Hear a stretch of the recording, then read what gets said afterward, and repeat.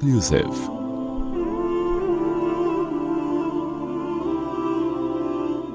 والذین هم لفروجہم حافظون،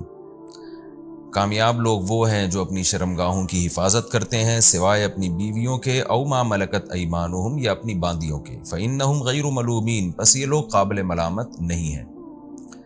پچھلے ایپیسوڈ میں نے یہ نقطہ بیان کیا تھا کہ قابل ملامت نہیں ہیں کا لفظ اللہ تعالیٰ کیوں لے کر آئے، یہ بتانے کے لیے کہ اسلام میں صرف زنا حرام نہیں ہے بلکہ نکاح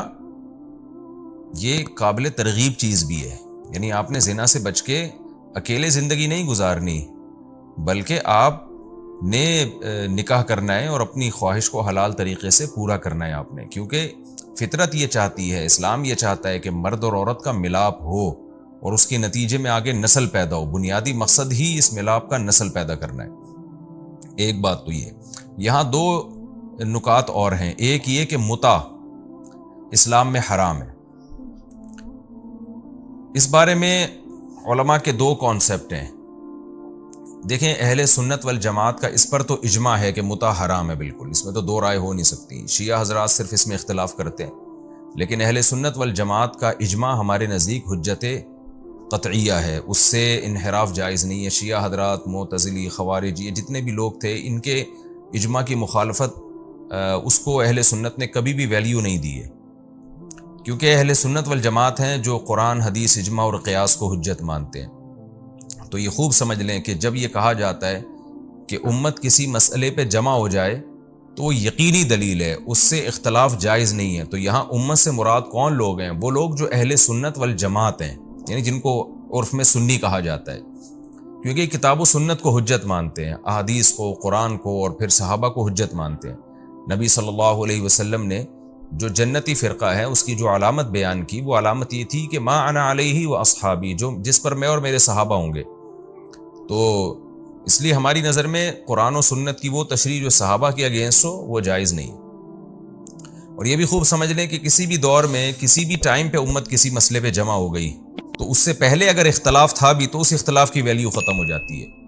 کیونکہ نبی صلی اللہ علیہ وسلم نے فرمایا لا تجتمع امتی علی ضلالہ، میری امت گمراہی پہ جمع نہیں ہو سکتی۔ جب نہیں ہو سکتی تو اس کا مطلب کسی قیامت تک کبھی بھی نہیں ہو سکتی۔ تو کسی بھی دور میں امت کسی بھی مسئلے پہ اتفاق ہو گیا تو اس سے پہلے اگر اختلاف تھا بھی تو اب یہ نہیں کہا جائے گا جی پہلے یہ مسئلہ اختلافی تھا لہذا میں اب بھی اس میں اختلاف کر رہا ہوں۔ نہ، جب ایک دفعہ اتفاق ہو گیا تو اب یہ قطعی دلیل بن چکا ہے، کیونکہ امت گمراہی پہ جمع نہیں ہو سکتی۔ جمع ہو گئی اس کا مطلب یہ گمراہی نہیں ہے، یہ اللہ کے نزدیک یہ مسئلہ اسی طرح سے ہی ہے۔ تو متع کے حرام ہونے پر بھی اہل سنت والجماعت کا اجماع ہے۔ البتہ اس میں اختلاف ہے مفسرین کا، فقہا کا، محدثین کا، کہ متع اسلام میں حرام کب ہوا۔ تو عام طور پہ جو مشہور رائے ہے وہ یہ ہے کہ متع کو مدینہ منورہ میں حرام قرار دیا گیا، اور نبی صلی اللہ علیہ وسلم کی صحیح حدیث ہے اس بارے میں کہ آپ صلی اللہ علیہ وسلم نے یوم خیبر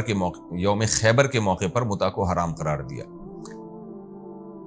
لیکن علماء میں سے بہت سے حضرات کی یہ بھی رائے ہے کہ متع اسلام میں ایک سیکنڈ کے لیے بھی حلال نہیں ہوا ہے۔ خوب سمجھ لیں، یعنی ایک سیکنڈ کے لیے بھی حلال نہیں ہوا۔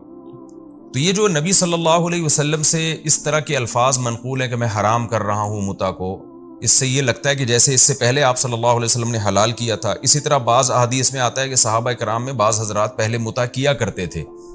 لیکن ان کو روکا نہیں گیا، پھر نبی صلی اللہ علیہ وسلم نے حرام کیا۔ اچھا،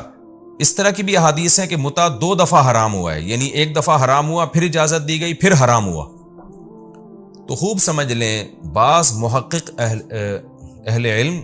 اس کا یہ مطلب بیان کرتے ہیں کہ ہوا یہ تھا کہ متع حرام تو مکہ میں ہی ہو گیا تھا، جیسے کہ یہ جو قرآن کی آیت ہے یہ تو مکی آیتیں ہیں، اس پر تو پوری امت کا اجماع ہے کہ سورہ مومنون مکہ میں نازل ہوئی ہے، اور اس میں اللہ تعالیٰ نے خواہش پوری کرنے کا ایک ہی راستہ بیان کیا، وہ ہے بیوی یا باندی، جبکہ جس عورت سے متع کیا جاتا ہے عربی میں اس کو بیوی نہیں کہا جاتا تھا، عرب کے کلچر میں بھی اس کو بیوی نہیں کہا جاتا تھا۔ تو اگر متع حلال ہوتا تو قرآن اس کا بھی تو تذکرہ کرتا نا، اور یہ بڑی مضبوط بات ہے۔ تو اس سے پتہ چلتا ہے کہ متع حرام مکہ میں ہی ہو گیا تھا، کیونکہ اسلام نے اس بے غیرتی کی ایک سیکنڈ کے لیے بھی اجازت نہیں دی ہے۔ اور جن احادیث میں یہ ملتا ہے کہ یہ اجازت ہے یا حلال ہے، ان احادیث کا مطلب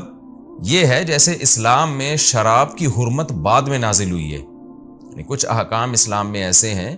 جو بعد میں اس کا ناجائز ہونا نازل ہوا، کیونکہ اسلام کی جو احکام آئے ہیں نا وہ تدریجاً آئے ہیں۔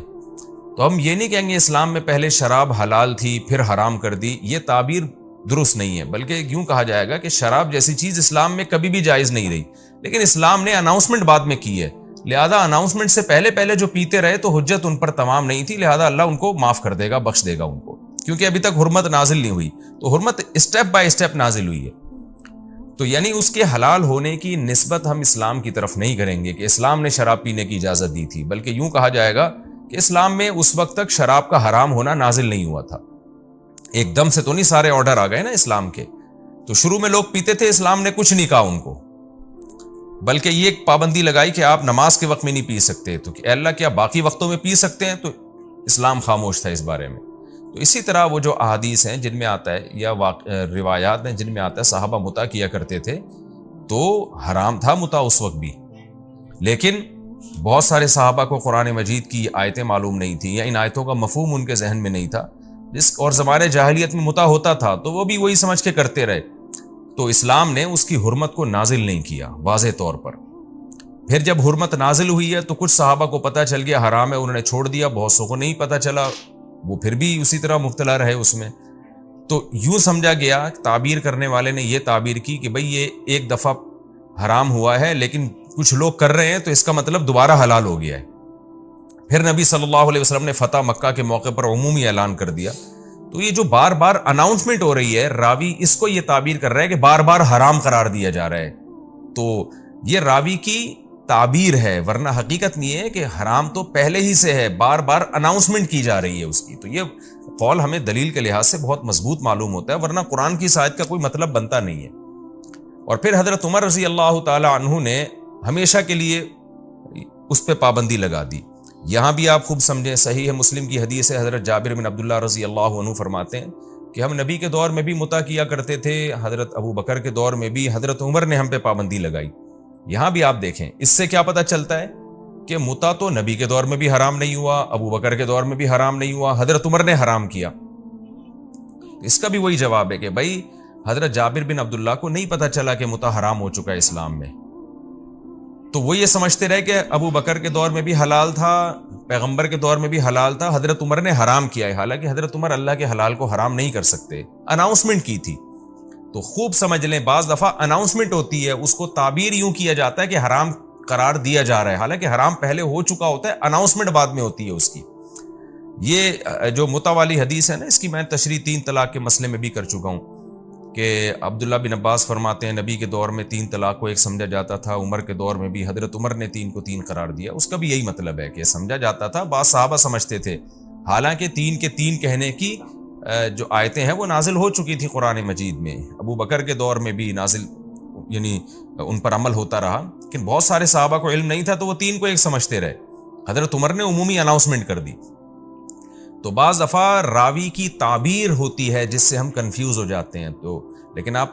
دیگر احادیث کو اگر ملاتے ہیں تو پتہ چلتا ہے کہ راوی کی یہ اپنے الفاظ ہیں، راوی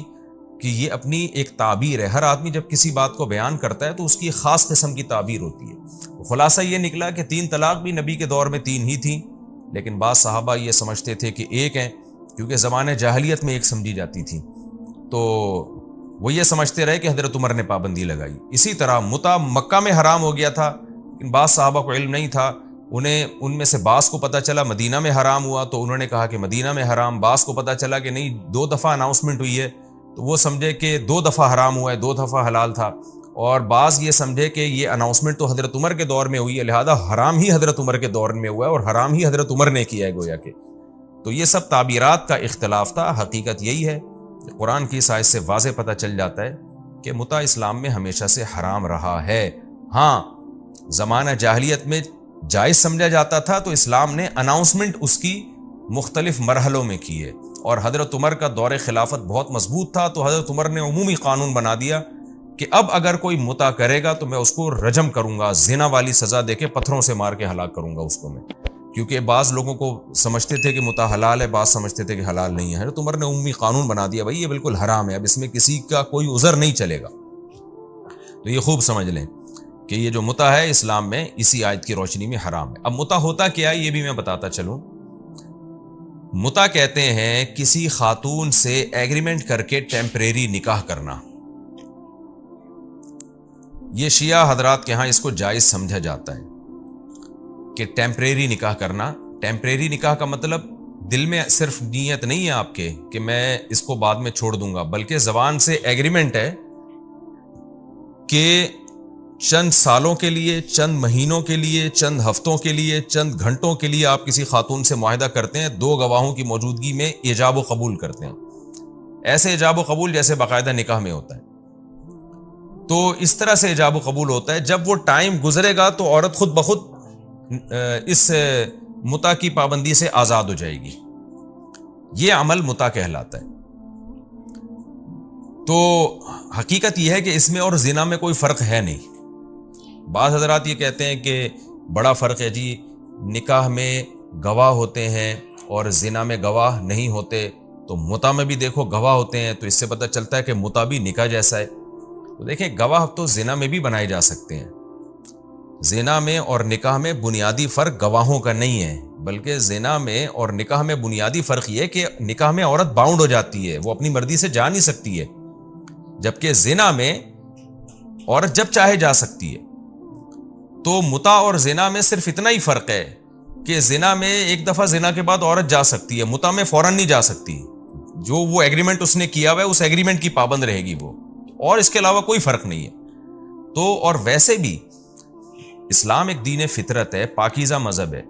جو لوگ بھی متع کو حلال کہتے ہیں ان سے ایک سوال پوچھا جائے کہ جب آپ اپنی بیٹی کا نکاح کرتے ہیں، شادی کرتے ہیں، آپ کارڈ بانٹتے ہیں، دنیا کو دعوت دیتے ہیں، اپنے داماد سے 20 لوگوں کو آپ ملاتے ہیں، اس عمل میں آپ فخر محسوس کرتے ہیں کیونکہ آپ کی رشتہ داری بڑھ گئی ہے. بلکہ داماد اگر زیادہ اچھی کوالٹی والا ہے تو لوگ فخر سے ملوا رہے ہوتے ہیں، میرے داماد ہیں، یہ چارٹرڈ اکاؤنٹنٹ ہے، یہ فوج میں اتنا بڑا آفیسر ہے، یہ اتنا بڑا سیاستدان ہے، یا یہ اتنا بڑا ڈاکٹر ہے. کہ متع ایک اتنی گندی ایک بری چیز ہے کہ کوئی بھی شخص جس میں ذرہ برابر بھی غیرت تو کبھی اپنی بیٹی کا یہ تعارف نہیں کروائے گا کہ یہ میری وائف ہے، اور یہ شخص جو ہے یہ اس سے میری یہ میری بیٹی ہے، اور یہ فلاں شخص ہے جس سے میری بیٹی کا متع والا ایگریمنٹ چل رہا ہے، اور فی الحال یہ میرا داماد ہے 2 مہینے کے لیے یا 6 مہینے کے لیے.